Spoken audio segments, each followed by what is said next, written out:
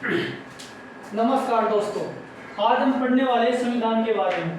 तो सबसे पहला क्वेश्चन, संविधान क्या है? What is constitution?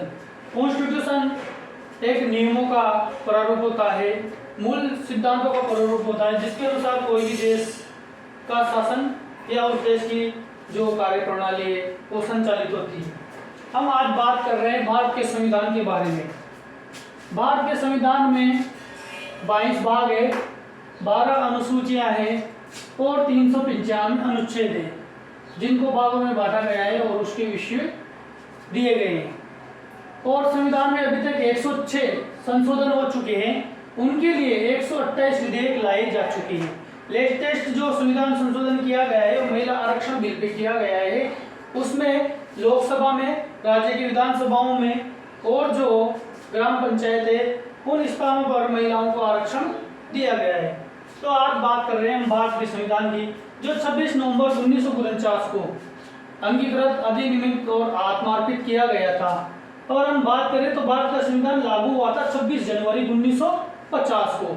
इसी के उपलक्ष्य में हम जो गणतंत्र दिवस है वो मनाते हैं और 2015 से हम संविधान दिवस मनाते आ रहे हैं। तो स्टार्ट करते हैं। भारत के जो संविधान है उसको 22 भागों में बांटा गया है। उसके विषय क्षेत्र ये वाले हैं और अनुच्छेद कहाँ से कहाँ तक जो उसका विषय क्षेत्र है वो कौन से अनुच्छेद तक है। तो स्टार्ट करते हैं। भाग फर्स्ट, संघ और राज्य या संघ और उसका राज्य क्षेत्र या उसका क्षेत्र। तो इसमें है अनुच्छेद 1 से 4 तक, यानी इसमें कहा गया है कि भारत का जो भौगोलिक स्वरूप है, भौगोलिक जो स्थिति है वो कहाँ से कहाँ तक होगी और कहाँ से कहाँ तक नहीं होगी। भाग सेकंड इसमें नागरिकता का प्रावधान है और ये अनुच्छेद 5 से 11 तक दिया गया है। यानी कि 5 से 11 तक जो अनुच्छेद है इसमें बताया गया है कि जो नागरिकता है, कौन भारत का नागरिक हो सकता है, कौन बाहर से बाहर रहने लग गया उसकी नागरिकता कब समाप्त होगी, कौन जो विदेशी है जो भारत में रहने लग गया उसको नागरिकता कब मिलेगी। तो ये अनुच्छेद 5 से 11 में बताया गया है। भाग थर्ड है इसका, जिसमें मूल अधिकारों के बारे में बताया गया है। अब मूल अधिकार पहले तो 7 थे, लेकिन अब कितने रह चुके हैं? 6 रह चुके हैं। यानी जो संपत्ति का जो मूल अधिकार है वो हटा दिया गया है। अब समानता, स्वतंत्रता और शोषण के विरुद्ध अधिकार, धार्मिक मतलब धर्म के बारे में अपने विचार रखने का अधिकार, शिक्षा संस्कृति का अधिकार और संवैधानिक उपचारों का अधिकार शामिल है। उसके बाद मूल अधिकार के बाद जो भाग 4 आता है उसमें है राज्य के नीति निर्देशक तत्व, जो आर्टिकल 36 से 51 तक दिए गए हैं। जो भाग 4 है उसमें मूल कर्तव्य दिए गए हैं और ये 51 एक के अंतर्गत आते हैं। जब भारत का संविधान बना तब कोई भी मूल कर्तव्य नहीं थे, 10 मूल कर्तव्य जोड़े गए, फिर एक बाद में जोड़ा गया 6 से 14 वर्ष वाला। भाग 5 है संघ, यानी जो संघ सरकार है वो अपना जो पूरे भारत क्षेत्र में शासन किस तरीके से चलाएगी, ये अनुच्छेद 52 से 151 में पढ़ेंगे अपन। भाग 6 है राज्य, यानी कि जो राज्य का जो क्षेत्र है उसके अंदर कौन सी शासन प्रणाली रहेगी, शासन कैसे चलेगा, उसके नियम क्या है, ये अनुच्छेद 152 से 237 में है। भाग 7 निरस्त कर दिया गया है, अनुच्छेद 238। भाग 8 है केंद्र शासित प्रदेश, इसमें अनुच्छेद 239 से 242 तक है। यानी जो केंद्र शासित प्रदेश है उनका प्रशासन कैसे चलता है, उनमें क्या क्या शक्तियां विद्यमान है, इस अनुच्छेद के दौरान पढ़ते हैं। भाग 9 है पंचायत, यानी पंचायत राज व्यवस्था, लोकतंत्र की सबसे पहली पाठशाला मतलब पहली स्टेप। यानी कि इसमें जैसे मान लो जो ग्रामीण इलाके हैं वहाँ पे पंचायत के चुनाव होते हैं सरपंच के, वो इसमें जोड़ा गया है 243 से 243 ओ तक। उसके बाद भाग 9 ए, ये नगर पालिकाएं यानी कि नगर ये प्रशासन, इसमें आ जाते हैं नगर निगम, नगर परिषद ये वाले। भाग 10 है ST/SC क्षेत्र, यानी कि जो ST/SC क्षेत्र है वो कौन कौन सी जगह पे है। जैसे मान लो बहुत से क्षेत्र ऐसे होते हैं जहाँ पे केवल MLA या MP का चुनाव ST/SC वाले ही लड़ सकते हैं।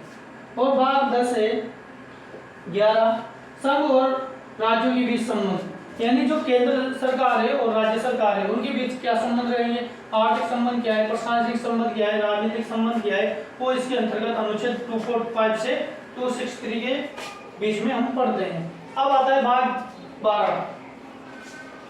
इसमें दिया गया है वित्त, संपत्ति, संविदा और वाद, यानी आर्टिकल 364 से 300A तक। यानी कि कोई भी वाद से संबंधित विवाद है, संपत्ति से संबंधित है या वित्त से संबंधित जो वाद है वो आर्टिकल 364 से 300A के बीच में रीड करते हैं। भाग 13 है, इसमें व्यापार वाणिज्य समागम के बारे में चर्चा करेंगे हम 301 से 307 के बीच में। भाग 14 है संघ और राज्य की सेवाएं, यानी कि आपने पढ़ा होगा यूपीएससी, आरपीएससी, अखिल भारतीय सेवाएं, उनके बारे में 308 से 323 के बीच में रीड करते हैं। भाग 14A अधिकरण दिया गया है, जिसमें आर्टिकल 323 से 323B इसमें चर्चा की गई। अब भाग आता है निर्वाचन। भाग 15 निर्वाचन, इसमें पूरे भारत क्षेत्र में प्रधानमंत्री का, राष्ट्रपति का, जितने भी महत्वपूर्ण पद है उनका निर्वाचन कैसे होगा और क्या रीति अपनाई जाएगी, इसके बारे में आर्टिकल 324 से 329A तक दिया गया है। भाग 16 आता है कुछ वर्गों के लिए विशेष उपबंध, जैसे मान लो कुछ वर्ग हो गए, एसटी हो गए, एससी हो गए, ओबीसी हो गए, तो इनको जो समाज की मुख्य धारा में लाने के लिए इनके लिए विशेष छूट दी गई है, आयोगों का गठन किया गया है, इसलिए 330 से 342 में ये रीड करते थे। अगला आता है भाग 17 राजभाषा, यानी ये जो देश की राजभाषा है वो क्या होगी, संविधान की भाषा क्या होगी, संसद की भाषा क्या होगी, है ना, ये इसके अंतर्गत हम पढ़ते हैं।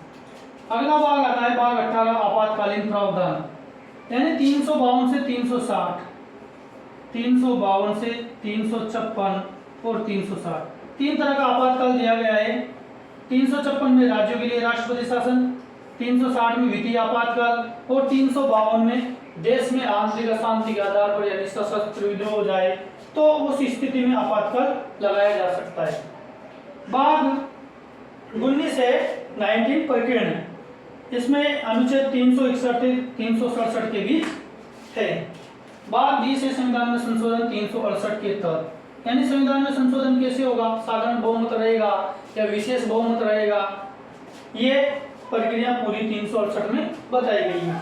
भाग आता है 19 अस्थायी संक्रमणकालीन व विशेष उपबंध, यानी किस वर्ग के लिए विशेष उपबंध है, ये भाग 21 में बताया गया है 369 से 392 के बीच।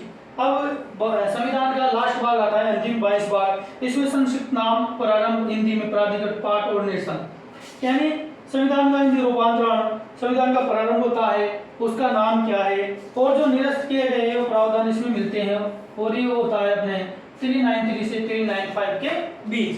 तो ये था भारत का संविधान, इसको 22 भागों में बांटा गया है, 12 अनुसूचियां हैं, 395 अनुच्छेद है और 106 संशोधन हो चुके हैं और 128 विधायक लाए जा चुके हैं। धन्यवाद।